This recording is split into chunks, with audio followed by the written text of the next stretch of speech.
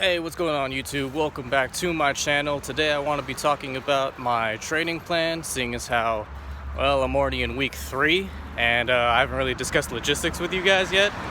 So we'll talk about the various phases. We're going to talk about my various paces and all that type of stuff.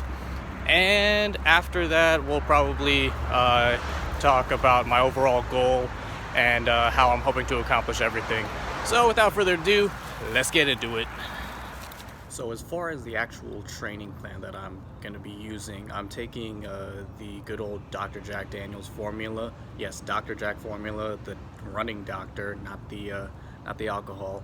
But I'm going to be using his training plan for kind of beginning half marathon training. I'm going to throw in a couple of subtleties from my experience in running and coaching, and as well as some influence from other coaches like Ben Rosario from NAZ Elite, Ben Barrows, the running YouTuber, and a couple other people that I've grown accustomed to watching and learning from over the years.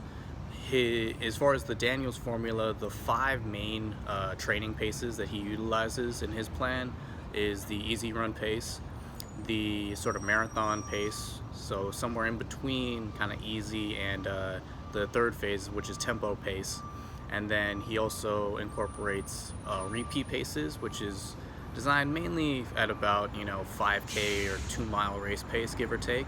And then finally interval pace, which is typically around like your mile pace or faster. Alrighty, y'all. So weeks 1 through 3 are pretty simple and straightforward. It's going to be 5 or 6 runs a week. Mainly easy runs 4 to 5 times a week with a couple of days including some strides. I really only have one workout per week for this phase of the cycle, and that's a 3 to 4 mile run at about my marathon pace. And then at the end of everything, as far as this first 3 weeks, I'll be doing a 5K time trial just to see where I'm at. Now folks, make no mistake, you will definitely be seeing some runs or workouts at the repeat or interval style paces, for kind of just improving footwork and mechanics.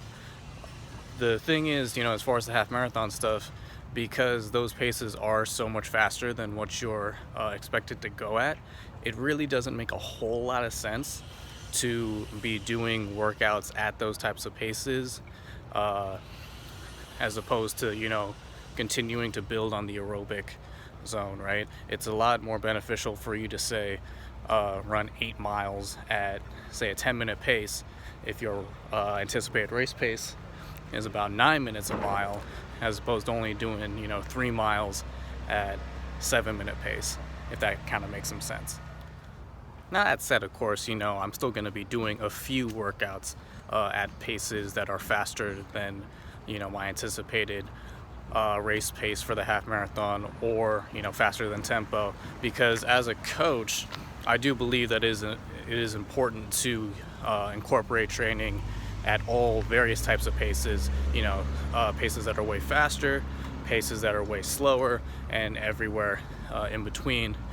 Because I think that's what really makes you a complete runner. Just because you may be training for one specific race doesn't mean you should be at least touching areas or feeling out paces for different race distances, because you never know, right? Maybe your half marathon in a year like COVID, right? Maybe you were gonna run a half marathon, but it gets canceled. So maybe you just try to reassess where you're going as far as your training, and maybe you say, all right, maybe the half is a little too much, maybe you drop down to 10K, or maybe it's just like, hey, I've got all this time, I'm just gonna go all the way in, I'm gonna try for a full marathon, and then your training plan obviously will change drastically from training for a full as opposed to a half, right?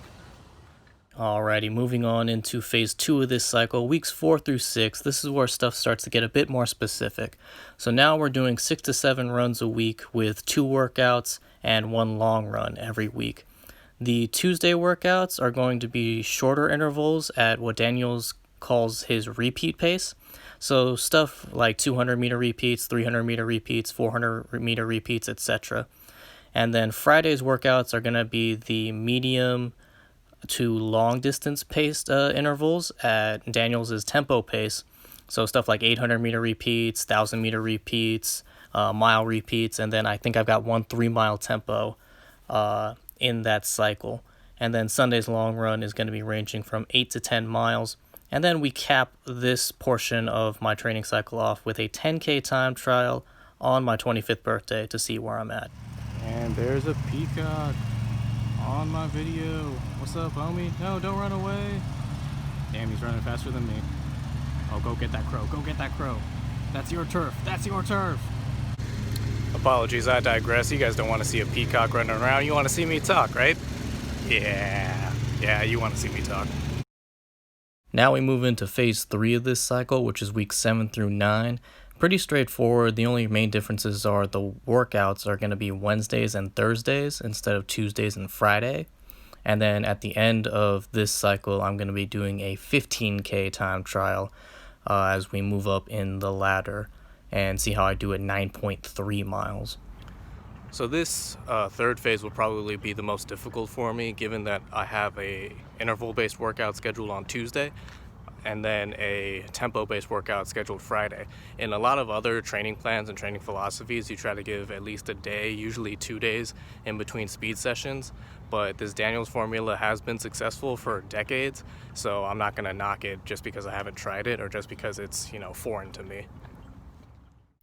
And now we're moving on into the last phase of my training cycle, weeks 10 through 12. It's going to be 6 runs per week and only really one long workout in this final building phase before a brief taper period of about 3 to 5 days, and then race day, y'all.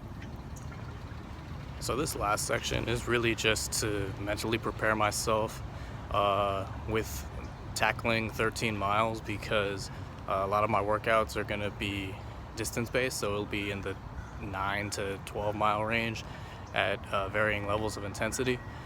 So at this point in time, my body should be prepared to handle the actual 13-mile distance. It's just a question of whether or not I can mentally engage myself for running 13 miles, really.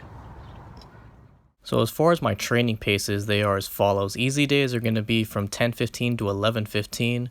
My marathon pace is suggested about 9:15 per mile, while my tempo pace is set to be about 8:40. My interval paces are going to be at about a 7:55 mile pace, and then finally my repeat pace is at 7:20 per mile. So that's going to do it here for me, folks. If you enjoyed the video, including the peacock who runs faster than me, feel free to like and subscribe. And if you can, if you're feeling up to it, don't forget to run with Rob. Have a happy week, everybody.